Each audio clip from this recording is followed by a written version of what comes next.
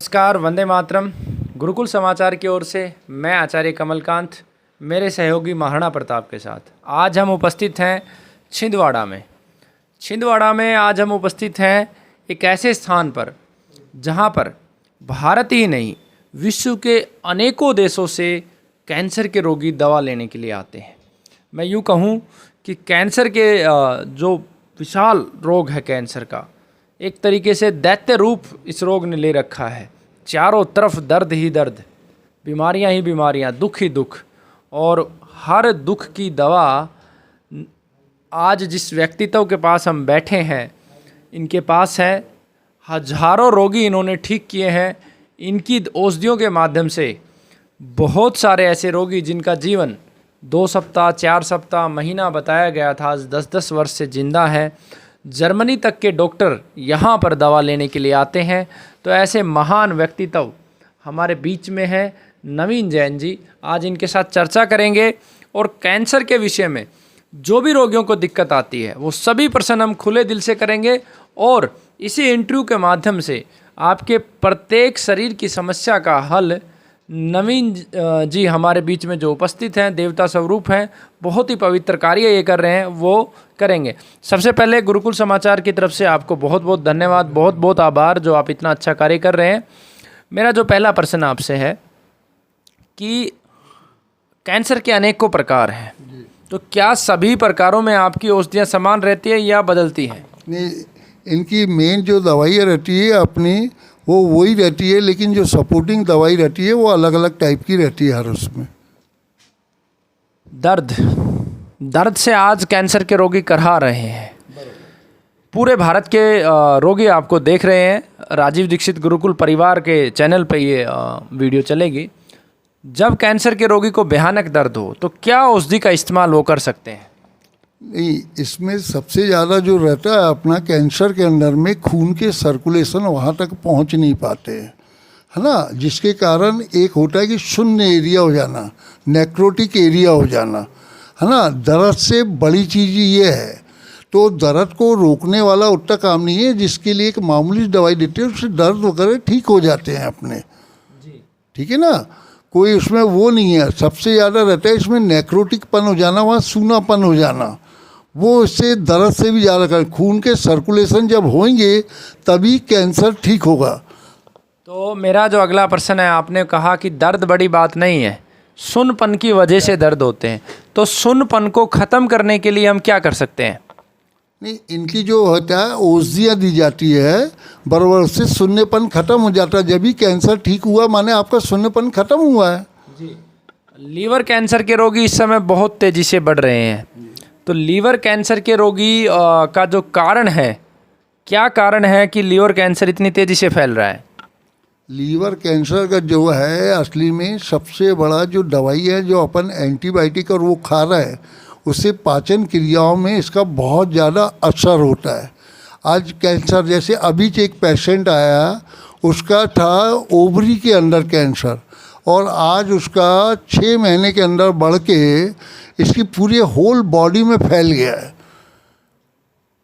ये जो रहता है अपना, ये चाहे तो इसकी ताकत इतनी रहता है, इतना ताकतवर रहता है कि चाहे तो 24 घंटे में पूरे शरीर में बढ़ने की ताकत रखता है। ये लीवर अकेले का नहीं है, ये मामूली से एक, जैसे मेरे पास एक पिडवर्क से आया था डॉक्टर टिम, है ना, उसको एक तिल बरोबर कैंसर था, एक तिल बरोबर पीठ पे कैंसर था उसको, जिसका उसका 1.5 साल में इतनी एडवांस दवाई लेने के बाद पिडवर्क यूनिवर्सिटी माने सेकंड यूनिवर्सिटी आती कैंसर के लिए, उसका रिसर्च और यूनिवर्सिटी के हेड थे डॉक्टर टिम।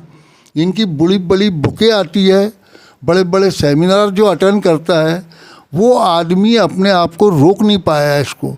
इसका काम है फैलना, तो ये लीवर में अगर फैलता है तो ये लास्ट उसमें आ जाता है अपना। लेकिन लीवर कैंसर के अंदर में मेरे बहुत अच्छे रिजल्ट है, जिनकी रिपोर्टें हैं इनके पास, वो आपको चाहे तो बता सकेंगे। बताना चाहूँगा, बहुत सारी रिपोर्टें हमने देखी भी हैं रोगियों की, और बहुत जल्द इनके द्वारा ठीक हुए रोगियों का डाटाबेस भी हम भारत सरकार को देंगे, स्वास्थ्य मंत्रालय को भी देंगे। मेरा जो एक प्रश्न है आपसे, भारत ही नहीं समूचे विश्व में कैंसर के रोगी फैल रहे हैं, तो कोई एक कारण आखिर कैंसर फैल क्यों रहा है? सिर्फ एक कारण आपसे चाहिए। देखो, ये जो दोनों सेल रहते हैं, जो अपने एक नॉर्मल सेल रहते हैं जो बढ़ते नहीं, और कैंसर सेल का काम है, उसका माने गुण ही है ये कि ये बॉडी में 1 से 2 जगह माने फैलना इसका काम ही है। और सबसे पहले जो कमज़ोर एरिया रहता है या जहाँ पे तुमको इन्फेक्शंस है, उस जगह को ये ज़्यादा कवर करता है ना। तो इसमें एरिया पर्टिकुलर के लिए नहीं है, लेकिन इनके कीमो रेडिएशन के बाद बहुत सारी चीज़ें जो रहती है वो स्पीड होके इन छोटी जगहों पे पहुंच जाती, जैसे मुंह का कैंसर और लीवर में पहुंच गया या ब्रेन में पहुंच गया। तो ये कारण है कि इसका सबसे पहला कि इसको साइलेंट किया जाए। जब जाके ये बीमारी आपकी जब साइलेंट होगी तो ही ठीक हो पाएगी, क्योंकि दोनों नॉर्मल सेल और मैलिजेंसी सेल ये दोनों एक सरी के रहते हैं। जब इनकी रिपोर्टें भी निकाली जाती है तो ये इतने छोटे लिम्फ नोड रहते हैं जो कुछ टाइम के पास बढ़ते हैं।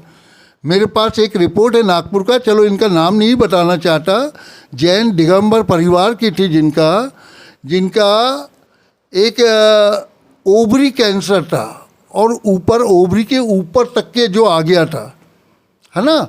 इसको जो लिया उसने, इसके लिए उन्होंने जांच करवाई, इसके लिए वो बाहर भी गए, इनकी रिपोर्टों में टोटल वो चीज़ नॉर्मल आई। लेकिन उसके बाद सेकेंड रिपोर्ट में माने मोटापन आया वहाँ।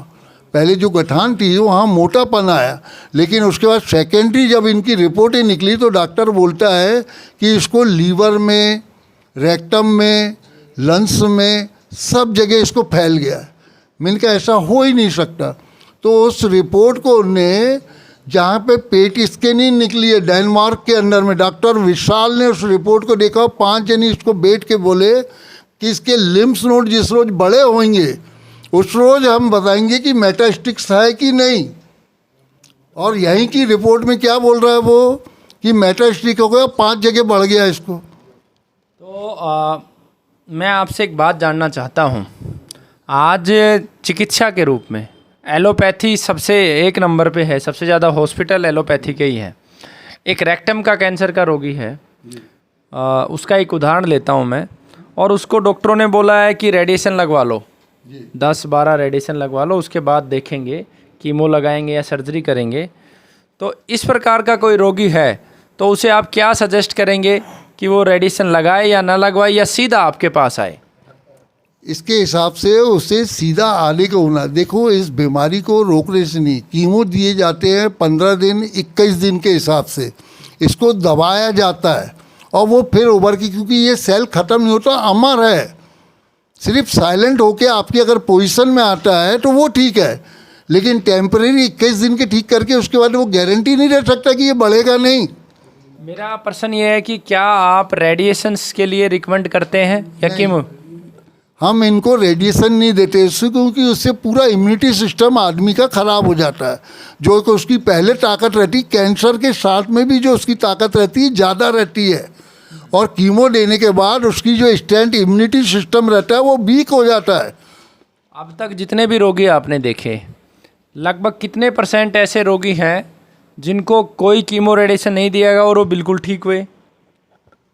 ये होगा इसमें। देखो, आजकल ज़्यादातर आदमी क्या रहता है, गवर्नमेंट का पूरा जो बेस है वो भी आज इसी पे दे रहा है, 5-5 लाख रुपए इन लोगों को दे रहा है आयुष्मान वगैरह में।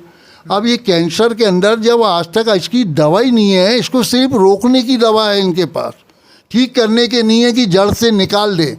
आज हम जितने 12 साल से आज दे रहे हैं, आज भी हमारे पास पेशेंट है उसके, और अच्छे बड़े परसेंटेज में है, वो ठीक हो रहा है। उनकी कोई जिस नहीं है, उनके काउंट भी अगर कुछ आते डिस्टर्ब हो, बताओ इनका जो मापदंड रहता है CA 99 निकलता है जो, है ना, वो नॉर्मल रहता है 35 इनका। अब उस आदमी का ये है भीकू भाई, दिशा से, पालनपुर के पास है दिशा, है ना, वहाँ के हैं ये। उनके होगी 55-60 साल की उम्र होगी। उनको 3-4 जगह पे कैंसर था और पूरा था ये, और सबसे ज़्यादा उस एरिया को कवर करा हुआ था। जिनका CA 19 मेरे पास शुरू में आए थे जब इनका 5500 था, उसके बाद आके इनका थोड़ा कम भी हुआ, 100-150 के आसपास हुआ, लेकिन उसके बाद स्पीड इनकी कितनी हो गई, माने 50,000 करीब करीब जाने लगा इनका CA-99। उसके बाद मैंने इनको दवाई दिया, उसके बाद टोटल इनकी तबीयत न रहो। 4 नली लगी हुई थी, इनको बिस्तर से उठ नहीं पाते थे, आखिरी स्टेज पे चल रहे थे, डॉक्टरों ने जवाब दे चुके थे। आज वो जाके दुकान खोलता है, अपना घर जाता है, घूमता है, फिरता है, सारी चीज़ें नॉर्मल है। और अपन अगर उसकी रिपोर्ट देखें तो इतना ज़मीन और आसमान का फ़र्क है कि आप कह नहीं सकते कि उसका 1,45,000 CA-99 आया और आदमी नॉर्मल। दूसरे महीने में निकालने पे 5 लाख आया इसका, उसके बाद भी नॉर्मल क्यों है? तो जहाँ तक रिपोर्टों का प्रश्न है उसके बारे में बहुत अच्छे से बताया। कुछ व्यक्तिगत सवाल हैं आपसे। आपकी उम्र कितनी है इस समय? मेरी हो गई 66, 67, 57 का जन्म है। 67 साल उम्र हो गई। और आप इस सेवा कार्य को करते हुए कितना समय हो गया? 12-13 साल हो गए। आपने ये जो ज्ञान प्राप्त किया, ये किस गुरु से प्राप्त किया, कहाँ से प्राप्त किया? नहीं, ये तो कि सबका भगवान का, माता जी का आशीर्वाद है ना। मेरे कोई वो नहीं है, मेरा सोना चांदी का बिजनेस है, डायमंड का काम है ना। ये चीज़ें लेके मैं फुल टाइम अपना दवाई देता था। लेकिन घर के अंदर में मेरे ससुर साहब को, मेरी बड़ी बहन थी उसको, और एक मेरा मामा का लड़का था मेरी उम्र का, इन चीज़ों को जब देखा और इनकी तकलीफ़ें देखा, उसके बाद मैंने कहा ये बनाने का मेरा तो एक पूरा सिलसिला बना हुआ था। लेकिन जो इसको जो तकलीफ़ें और उसके बाद पूरा घूमने के बाद वही कि तिल आदमी का मरना वो बर्दाश्त के बाहर था। तो मैंने अपनी दवाई, क्या हुआ, मेरी मदर थी 86 ईयर की, आहार नली इदोफेगस का उनको कैंसर था, ठीक है ना। इतनी उम्र में भी उनका जो था पूरा खाना पीना सब बंद हो चुका था।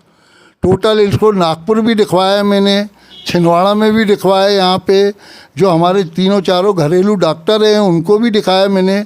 तो आखिर उनने लिए और एक फुट पाइप इनके बनते हैं जो है ना, फुट जो इनको दिया जाता है एक आर्टिफिशियल तरीके से उसकी पूर्ति करने के साथ, वो भी इनको दिया अपन ने 5-6 दिन। और डॉक्टर ने बोला जब तक कि जिंदा है इनको यही दो आप, इसके अलावा कोई दवाई नहीं है, इतनी कमजोरी है इनको कि कुछ भी नहीं दे सकते हम। तब मैंने फिर उन डॉक्टरों से बोला, जो हमारे लोकल डॉक्टर थे, जो घर के फैमिली में डॉक्टर थे हमारे, उनसे पूछा कि भाई इसमें कुछ आपके पास और दवाई है क्या? तो उन्होंने बोला देखो भाई हमारे पास कुछ नहीं, सिर्फ टाइम हम पास कर सकते हैं, ठीक है ना। तो मैंने कहा इसको मेरी दवाई दूं क्या? तो सबसे पहली जो दवाई दिया था मेरी मदर को दिया था, कि दूसरे के देने की हिम्मत नहीं पड़ रही थी। वो दवाई दिए तो एक ऐसी उसका वो हुआ कि 3 या 4 रोज में तो उसका खाना पीना वगैरह चालू हो गया, चलना हो गया, और इतना खाने लगी कि 10-10 रोटी, माने परिवार में सबसे ज़्यादा उसकी डाइट हो गई। तो मैंने कहा इनको शुगर वगैरह तो नहीं हो गई? शुगर चेक कराया, शुगर नॉर्मल, और ऐसे करके उनने अपना पूरा 7 साल नॉर्मल जीवन जी। उसके बाद नेचुरल वे में उनकी डेथ हुई। सन माने ये हो गया तुम्हारा माने 93 ईयर में उनकी डेथ हुई, 7 साल बाद। तो इसके बाद जो रहा, जब मैंने कहा ये लेडी ठीक हो सकती है तो फिर दूसरे क्यों नहीं होंगे, तब इनको जो दवाई है मैंने डालना चालू किया इसमें। तो मैंने सबसे पहले, मेरे को उतना आता नहीं था, तब मैंने ब्लड कैंसर के अंदर मेरे को सबसे अच्छे रिजल्ट मिले कि माने 4-4 दिन बाद इनकी रिपोर्टें निकल आया, उसी में डिफरेंस आने लगे। और आज भी वही है कि आज भी जो आपको बताऊंगा, ऋचा नायक का एक केस आपको है ना, जिसको भगंदर भी हो गया और ब्लड AML उसको ब्लड कैंसर था, और प्लेटलेट 10,000 बची हुई थी, और 5 या 6 पॉइंट होमोग्लोबिन। विद इन 15 से 20 दिन में उनका भगंदर जो पीछे से पूरा माने खून और पस बहता था, वो चीज़ ठीक होके बिल्कुल प्लेन हो गई, जिसकी फ़ोटो भी इनको दिया हूँ मैंने, है ना, और ब्लड की रिपोर्ट भी दिया उनको कि माने 15 से 20 दिन, माने 1 महीने के अंदर उनका 10,000 प्लेटलेट का 1,19,000 आया। माने फरवरी में मेरे पास आई, मार्च में उसकी 1 महीने बाद रिपोर्ट निकाला तो 1,19,000 आया। और उसके बाद 4 महीने माने अप्रैल के महीने में उनका जो रहता 2,03,000 प्लेटलेट काउंट आया, और होमोग्लोबिन 10.4 आया उनका। नेट्रोपिन लिम्फो जो ब्लास्ट सेल इसमें रहते हैं वो तक के ख़त्म हो गए इनके, और आज टोटल नॉर्मल है वो। मेरा जो आपसे एक प्रश्न है, क्योंकि आप छिंदवाड़ा में हैं और रोगी पूरे देश में है, अगर कोई रोगी ऑनलाइन दवा मंगवाना चाहे रिपोर्ट आपको व्हाट्सअप करके, तो क्या संभव है? देखो, इसमें थोड़ा सा रहता है, जो सामने आता है उसमें एक अधूरी जानकारी हमको प्राप्त होती है। रिपोर्टों पे हम उतना विश्वास नहीं करते। ठीक है। ठीक है ना, जितने भी। अगर कोई व्यक्ति 3, 4, 5 लोगों की रिपोर्ट लेके आ जाए अपने क्षेत्र से, तो आप उनको औषधियाँ देंगे? बिल्कुल देंगे, बिल्कुल 100%। आप निरंतर पिछले 11 सालों से निःशुल्क औषधियाँ वितरित कर रहे हैं, 13 वर्षों से। इस वीडियो के बाद, क्योंकि ये वीडियो पूरे देश भर में जाएगी, तो रोगियों की संख्या बहुत ज़्यादा बढ़ जाएगी, तो उसको कैसे आप व्यवस्थित करेंगे? वही एक समस्या है थोड़ा सा, क्या दीगर चीज़ों की भी दवाइयाँ रहती है, लेकिन उसके साथ जो मेन डोज रहता है वो लिमिटेड रहता है। माने कैंसर पेशेंटों को भी पुरना बहुत वो हो जाता है। कितने कैंसर रोगियों को आप एक सप्ताह में दवा देने की स्थिति में हैं? नहीं, दवाई में तो जैसा रहता है उतनी पूरी पूर्ति तो हम करते ही हैं, लेकिन अगर ज़्यादा एकदम से लोड बढ़ जाए तो मुश्किल होती है। मान लो ये वीडियो डलने के बाद मेरा अपना मानना है कि आपके पास रोगी, ये तो ईश्वर को ही पता है, 1000 रोगी आ जाते हैं, तो क्या व्यवस्था बन जाएगी? हाँ, देखो, इनको रहता है, जो अभी मेरी कैपेसिटी है वो 70 पेशेंट की है पर डे या सप्ताह? एक दिन की। 70 पेशेंट। और सप्ताह में टोटल कितने पेशेंट आ जाते हैं आपके पास? आ ही जाते, इटली के आसपास के आ जाते हैं हमारे पास। इतने 70 जो बोल रहे हैं डेली के, यानी 400 से 500 पेशेंट। हाँ, बुधवार और शुक्रवार को बहुत पेशेंट रहते हैं, और लोकल में जो रहते हैं मंगलवार रहते हैं। तो लगभग 15 पेशेंट हो गए आपके सामने। और बुधवार यानी कल और शुक्रवार को ज़्यादा, तो लगभग सप्ताह के 200 पेशेंट। बुधवार को रिपीट पेशेंट रहते हैं और शुक्रवार को न्यू पेशेंट लिए जी। तो ये इतने सारा जो पुण्य आप कमा रहे हैं, इतनी सारी बेशकीमती औषधियाँ भी लेके आते हैं, इनका जो लागत है वो कैसे आप व्यवस्थित करते हैं? नहीं, व्यवस्थित क्या, देने को बहुत रहता है, लेकिन अभी जितना मेरे हिसाब से मेरे को चल रहा है वो मेरे को पूरा हो जाता है, इसलिए मैं लेता नहीं हूँ इसका। लेते नहीं जी। तो ये जो जड़ी बूटियाँ हैं जिनसे आप दवा तैयार करते हैं, ये जड़ी बूटियाँ अगर कोई किसान, आप सेवा का कार्य कर रहे हैं, या कोई भी आदिवासी आपको निःशुल्क पहुंचाना चाहें, तो क्या आप ले लेंगे? हाँ, बिल्कुल लेंगे, उसको लेंगे। तो आपकी आवश्यकता किन किन जड़ी बूटियों की होती है कि अगर कोई पूरे देश में से आपको निःशुल्क औषधियाँ भेजे, तो कौन कौन सी जड़ी बूटी भेज सकता है आपको? नहीं, अभी तो देखो, अभी तक के जो मेरे इसमें पेशेंट है, इनको मेरे को किसी से कोई ज़रूरत नहीं पड़ी है ना। देने को बहुत देने को रहता है। जैसे एक आई थी अभी न्यूयॉर्क से, उसकी बहन थी, है ना, रूपा शाह, है ना। कितना एक पेशेंट का खर्चा कितना है? 110 कीमो दिए गए जिसको।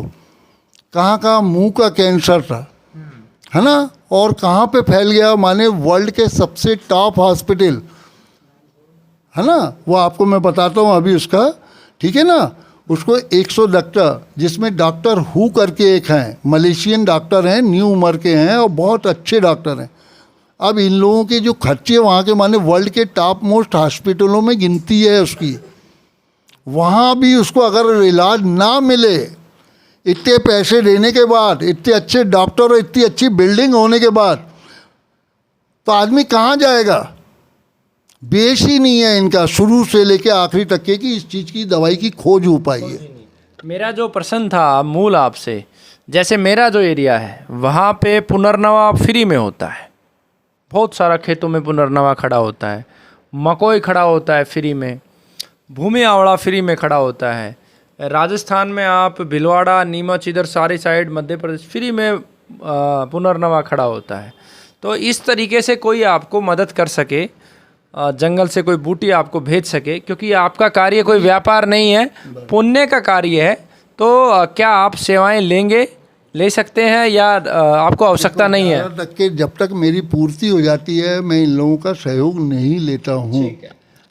आपका जो मेरा अगला प्रश्न है, आपकी जो जड़ी बूटियां हैं वो आपके क्षेत्र से ही आप एकत्रित कर लेते हैं, या आपको बाहर से भी? नहीं, बाहर से भी आ जाती है और यहाँ की भी रहती है, मिक्सअप है ना, मिक्सचर। और मेरे को खुद ही बनाना रहता है, ये खुद ही को देखना पड़ता है पेशेंट को, ठीक है ना, पेशेंट की दवाई देना पड़ता है सबरी चीज़ें अभी मैं अपने हिसाब में रखा हुआ हूँ कि जिसमें मेरे ज़्यादा से ज़्यादा जितने भी पेशेंट आते हैं, अभी मेरे 2-3 काम रह गए कि एक शिविर लगाना चाहिए मेरे को।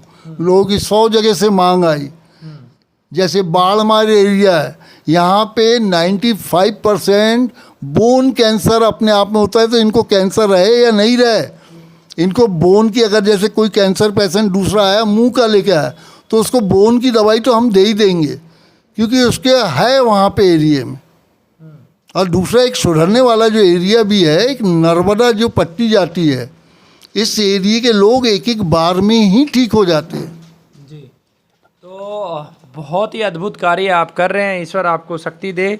मेरा जो एक आपसे बहुत महत्वपूर्ण प्रश्न है, आपकी उम्र 60 से ऊपर हो चली है, और आपके बाद क्या, आपके शिष्य कितने, और इस अद्भुत ज्ञान को आपने आगे बढ़ाने के लिए, क्योंकि प्रकृति में अगर सबसे ज़्यादा ताकतवर कुछ है तो वो बीज है, बीज से ज़्यादा ताकतवर नहीं है। एक नीम का पौधा जो होता है, एक ही सीजन में वो लाखों नीम बना देता है। एक धान का जो पौधा होता है, एक ही पौधा वो हजारों धान बना देता है। मक्का का भी ऐसे ही करता बीज। इसी प्रकार से एक ज्ञानी व्यक्ति जो होता है, अपने ज्ञान की शक्ति से हजारों ज्ञानी पैदा कर देता है, हजारों शिष्य तैयार कर देता है, ताकि उसके विरासत को, उसके विचारों को कोई सजो के रखे और वो बीज सदा चलता रहे और समाज को ज्ञान मिलता रहे। तो अब तक आपके कितने शिष्य हैं, और आपके जाने के बाद इस परंपरा को आगे बढ़ाने के लिए आपने किसको चुना है?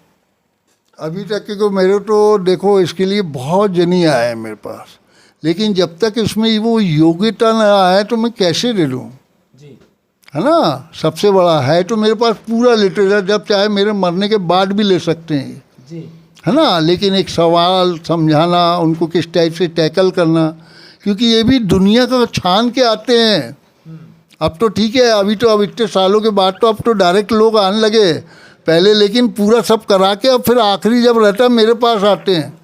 लेकिन मैंने उनको भी ठीक किया, कभी मना नहीं किया। ठीक है ना। योग मिलेगा बिल्कुल। मेरा भी यही विचार है कि आगे के लिए मैं क्या करूँगा। मेरा जो मूल प्रश्न है कि देश भर से लोग आपको सुन रहे हैं, एक छोटा सा नन्हा बच्चा तो आपकी आंखों के सामने ही बैठा है, पत्रकारिता कर रहा है, तो क्या योग्यता चाहिए आपका शिष्य बनने के लिए? योग्यता माने एक पेशेंस होना, पैसा नहीं है। आज हम 13 साल से कर रहे हैं इस चीज़ को, आज 50,000 पेशेंट इससे ठीक हैं। ये कोई वो नहीं है माने, जिससे मेरे तो कोई पढ़ा भी नहीं हूँ मैंने, है ना। सिर्फ एक देख के और इसको देख के और एक अनुभव से जो भी रहा, ऊपर वाले की शक्ति रही है जो भी रही है, उसने मेरा सपोर्ट किया हर जगह। ये ज़रूरी नहीं है दवाई, देखो कोई भी पेशेंट होगा, चमत्कार 1-2 जगह होगा, सब जगह नहीं होगा। ऐसे मेडिसिन, इस चीज़ को मैंने तोला हूँ, मेरे पास बहुत सारे लोग आए, लेकिन मैंने इसको कैसे लूँ, इसका दुरुपयोग होगा तो उसका भुगतान कौन भुगतेगा? तो आपकी जो शंका है, सबसे बड़ी जो शंका है दुरुपयोगिता की, तो बाकी दर्शक तो आपसे बाद में सवाल करेंगे, पहले मेरा ही सवाल है। मेरे पास बहुत सारे विद्यार्थी हैं, मैं स्वयं भी एक विद्यार्थी हूँ, पूरे देश भर में घूम रहा हूँ, सीख रहा हूँ। तो क्या मैं अपने विद्यार्थी को, या हमारा जो ये संगठन है, इस संगठन की तरफ से किसी व्यक्ति को या इसी बच्चे को आपके पास, आपके चरणों में ज्ञान के लिए छोड़ सकते हैं? नहीं, देखो अभी तो वो वाली चीज़ें नहीं है मेरे पास कि मैं इसको इस टाइप से करूं। हाँ ठीक है, इसमें मैं बिल्कुल प्रयासरत हूँ। मेरे पास सारी चीज़ें हैं कि मेरे जाने के बाद भी इसको कर सकते हैं जी, ठीक है ना। एक जो अनुभव है तो उसके लिए थोड़ा टाइम लगेगा मेरे को समझाने में उनको। लेकिन संसार का जो सबसे बड़ा सत्य है, आप भी परिचित हैं, आप तो हमसे बहुत बड़े हैं अनुभव में, वो एक ही सत्य है, मृत्यु। और उसका भी चालू रहेगी, लेकिन समय का किसी को नहीं पता। बरोबर। कोई चीज़ पुस्तकों में अगर पढ़ी जाए जी। और साक्षात उसको अनुभव करने वाला व्यक्ति बताए, दोनों में अंतर है। आपने एक पुस्तक लिख के रख दी, बिल्कुल बरोबर। देखो तो मेरा जो निवेदन है आपसे, यहाँ तक हम आए हैं, लगभग 1000 किलोमीटर से ज़्यादा की दूरी तय करके आए हैं, आप इस ज्ञान को योग्य पात्र व्यक्ति का चुनाव करके उसको समझाना शुरू करें, सिखाना शुरू करें, जिससे कि ये कार्य आगे बढ़े। बरोबर। इसके लिए जो रहता है एक पूरी इसकी एक पेठी है। मैंने किसी का सहारा नहीं लिया है, ना एलोपैथी का लिया है, ना आयुर्वेदिक का लिया है, ना कोई लिया है। अपनी एक पेठी बनाया और उसी को मैंने पूरा चलाया हूँ। आज नई पेठी है, नवीन पेठी है, जिसके भरोसे में आज 15-15 दिन में आदमी मरीज ठीक हो रहे हैं। आपने अभी बोला कि एक नई पैथी है। अभी मैंने जब आप चिकित्सा कर रहे थे तो मैंने कुछ आपके लिटरेचर भी पढ़े। मैं वीडियो के अंत में दिखाऊंगा, कुछ लिटरेचर मैं लेके भी जाऊंगा आपके। तो बहुत सारी चीज़ें हैं, जैसे मुलेठी का प्रयोग है, 10 मूल का प्रयोग है, ये सारी चीज़ें तो आयुर्वेद की है। तो इसे आप कैसे नई पैथी कहेंगे? नहीं, नई पैथी कोई चीज़ इसको अंधेरे में कोई रखता है अभी तक? दवाई वही रहती है, लेकिन उसकी जो वो रहता है प्रोसेस जो रहती है वो अलग हो जाती है। आपका कहने का मतलब है कि दवा वही है, देने की प्रक्रिया और परहेज अलग है। तो कैंसर रोगी को क्या क्या परहेज आप करवाते हैं?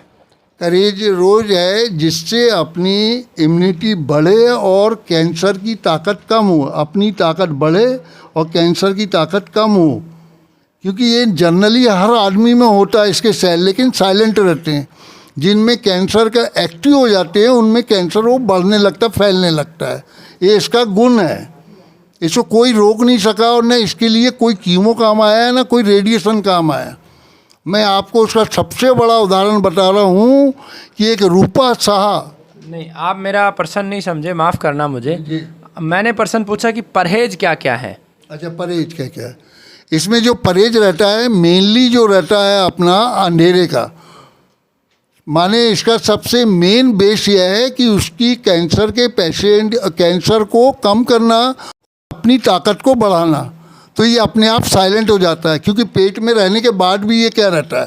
तो उसी हिसाब से परहेज। आपका कहने का मतलब है कि रोगी अंधेरे में रहेगा, सूर्य के प्रकाश में भी नहीं जाएगा? नहीं रहेगा। 15 दिन के लिए उनको देते हैं, जिस टाइम ये ज़्यादा एक्टिव रहता है। सिर्फ 15 दिन के लिए? 15 दिन के लिए रखते हैं, उसके बाद 5-5, 6-6 दिन करके इनको कम कर देते हैं। अगर कोई रोगी लगातार 6 महीने अंधेरे में रह जाए तो वो बिल्कुल ठीक हो सकता है? नहीं, ऐसा कोई भी नहीं। अभी तो हमने 15 दिन का लिए हैं। अच्छा, ठीक है ना। 15 दिन में हमको रख गया तो हम ज़्यादा क्यों रखें उसको, क्योंकि वो उसको भी बहुत परेशानी होती है अंधेरे में रहने में। अंधेरे का मतलब है लाइट भी नहीं जलाएगा? लाइट नहीं जलाएगा। और रेज जो रहती है, जो अपनी किरण पड़ती है कि नहीं, जो सूर्य की जो अपनी रेज निकलती है, जैसे टीवी से, मोबाइल से, ये रेजों से उनको बचाते हैं हम। यानी कि मोबाइल, टीवी, ये भी बिल्कुल नहीं रहेंगे? बिल्कुल नहीं जी। इसके अलावा और क्या परहेज है? इसके अलावा जो रहता है दूध का एक जो प्रयोग रहता है, दूध इसकी बीमारी को थोड़ा सा बढ़ाता है, माने फैलाता है, स्पीडली फैलाता है। दूध कितने दिन के लिए आप परहेज करते हैं? 15 दिन के लिए हम बंद करते हैं इनको। जी, ठीक है ना। इसके अतिरिक्त मांसाहार का भी परहेज रहता है? नहीं, मांसाहार टोटल बंद हो जाता है जिंदगी भर के लिए। जिंदगी भर के लिए। और ऐसा क्या परहेज है जो रोगी को करवाते हैं? और इनको जो रहता है, इनको सबसे बड़ा जो रहता है, एक तो पानी हम इनको 1 लीटर कर देते हैं। अच्छा, है ना। 24 घंटे का 1 लीटर और 400-500 ग्राम जो रहता है इनको खाने में, उसमें पीने में चला जाता है। तो 1 किलो 400 ग्राम जो रहता है, एक नॉर्मल आदमी को पानी पीना एक नॉर्मल आदमी क्या है। लेकिन पानी की जो लिमिट है वो वजन से निर्धारित होती है। जैसे आपके अंदर अगर 70 किलो वजन है तो आपको 3.5 लीटर पानी पीना चाहिए, ये आयुर्वेद कहता है। नहीं, ये हमारे उसमें नहीं है। हमारे उसमें ये है कि 1 किलो 400 ग्राम जो पानी है एक नॉर्मल आदमी के लिए सफिशिएंट है। अच्छा, आप ज़्यादा पीते हो उसका वो नहीं है, लेकिन प्रॉपरली आपकी पूर्ति उससे 1 किलो 400 ग्राम से हो जाती है। तो इससे ज़्यादा रोगी पानी पी सकता है 1.5 लीटर से या नहीं? नहीं। और इस समय तो गर्मी बहुत नहीं, देखो आप नॉर्मल आदमी, आप पूछ रहे हो मेरे से कैंसर पेशेंट के लिए। कैंसर पेशेंट के लिए तो इसीलिए उसको बिल्कुल 1 किलो 400 ग्राम पानी उसके लिए सफिशिएंट है। सफिशिएंट, इससे ज़्यादा पानी नहीं पी सकते। और क्या, और बहुत सारी चीज़ें हैं, और कोई परहेज है इस प्रकार का? नहीं, मेन तो अपना 2 ही चीज़ें, एक तो अंधेरे वाला है मेरा, दूसरा परहेज रहता है जो पानी का रहता है कि 1 किलो 400 ग्राम हमको होना, एक जो नॉर्मल आदमी की डाइट रहता है उतने में वो आदमी जिंदा रह सकता है। तो 3 मुख्य परहेज हमें बताए गए। एक नॉन वेज का है। नॉनवेज, मांसाहार जिंदगी भर बंद करना है, 15 दिन का सूर्य का प्रकाश और रेडिएशंस का, और मिल्क प्रोडक्ट का मिल 15 दिन के लिए दूध। बाकी चीज़ों का दूध का बना हुआ दूध का बना हुआ सामान। बाकी बहुत सारे रोगी ऐसे होते हैं जो बीड़ी के, हुक्के के आदी होते हैं, वो छोड़ते नहीं हैं, तो क्या वो कंटिन्यू कर सकते हैं? नहीं, देखो इनका उस टाइम में अगर तकलीफ रहती है अपने को, जैसे मुंह के कैंसर के अंदर, लंग्स के कैंसर के अंदर अगर अपना दम या सांस कहीं फूलती है तो उसको एक सेफ्टी के हिसाब से हम इसके लिए कभी कोई वो नहीं किए कि इनको बीड़ी या सिगरेट पीना चाहिए, वो तो हानिकारक है, छोड़ेंगे तो और अच्छी जल्दी ठीक होंगे। मेरा प्रश्न ये है कि अगर वो परहेज इसके अतिरिक्त नहीं करते तो दवा पे कुछ रिएक्शन तो नहीं होगा, या ठीक होने का समय? दवा पे कोई रिएक्शन नहीं, कोई रिएक्शन नहीं। खटाई का, किसी और प्रकार का परहेज? नहीं, खटाई वगैरह का इसका कोई परहेज नहीं रहता। कोई अगर इनको इस टाइप की कोई तकलीफ है, जैसे कफ है या खांसी वगैरह है, तो इनको खट्टी और ठंडी चीज़ें हम बंद कर देते हैं। तो बहुत बहुत धन्यवाद आपको, जो अद्भुत ज्ञान है आपने हमारे दर्शकों के साथ साझा किया। फिर मिलेंगे बहुत जल्द आपसे। वंदे मातरम, जय भारत।